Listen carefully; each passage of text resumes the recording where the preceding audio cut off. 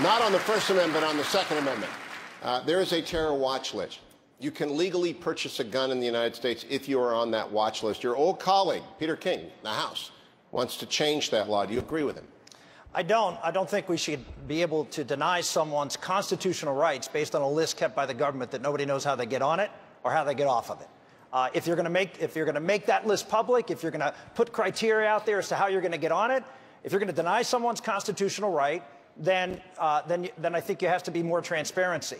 Let's just be honest. When someone applies for a gun, you do a background check.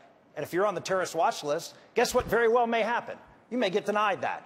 That's the discretion of the people, the ATF, in making that kind of decision. I want to leave that discretion.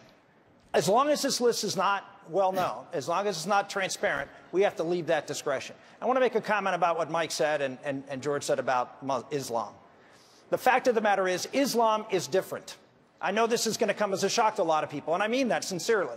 Islam is not just a religion. It is also a political governing structure. The fact of the matter is, Islam is a religion, but it is also Sharia law. It is also a civil government. It is also a form of government.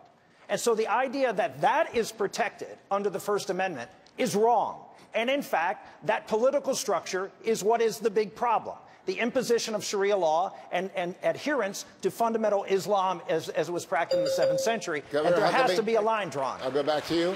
Your response? I don't disagree. I don't disagree with anything that the senator just said, because that's exactly right. But I just want to go back to the point that when people say, oh, we can't go into the mosque, we can't listen, that's utter nonsense. Of course we can. And if we can't, if there's something so secretive going on in there that somebody isn't allowed to go and hear it, maybe we do need for sure to send somebody in there and gather the intelligence. And that's all in the world I'm saying, and I think it stands to be true. Can I say Senator Graham, you're trying to get in? Yeah. There are at least 3,500 American Muslims serving in the armed forces. Thank you for your service. You are not the enemy. Your religion is not the enemy.